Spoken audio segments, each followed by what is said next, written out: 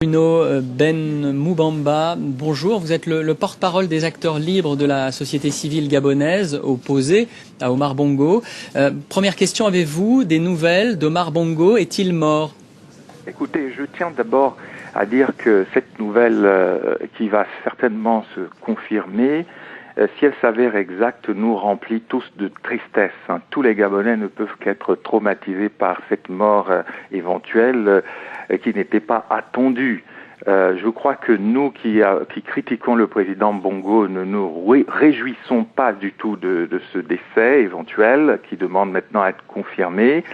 Je crois que ce sont plutôt les ambitieux qui l'entourent qui pourraient éventuellement se réjouir de ce décès.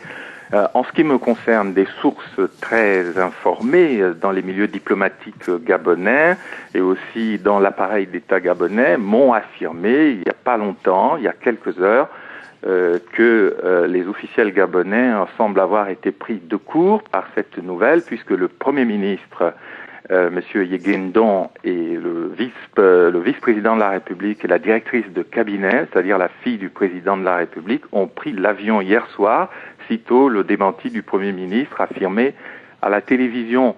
Donc il y a des sources concordantes qui annoncent malheureusement une tragédie nationale, c'est-à-dire que Bongo est celui qui garantissait la paix de notre pays. C'était le plus sage du régime qu'il avait lui-même mis en place.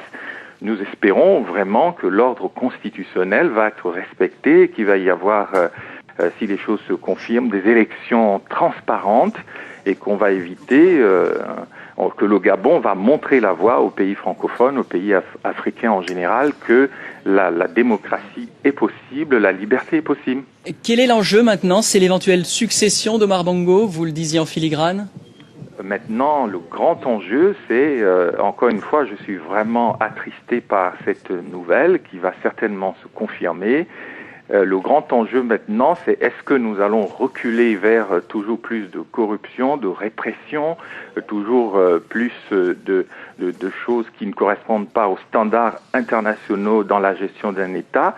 C'est pourquoi moi-même, qui suis un opposant à ce régime, bien que persécuté par mon propre pays, je vais prendre l'avion jeudi prochain d'Air France et je serai à Libreville à 17h heure locale.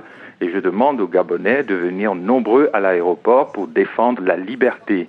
Si les Gabonais aiment la liberté, eh bien qu'ils viennent à 17h pour m'accueillir et s'opposer à la confiscation de la démocratie.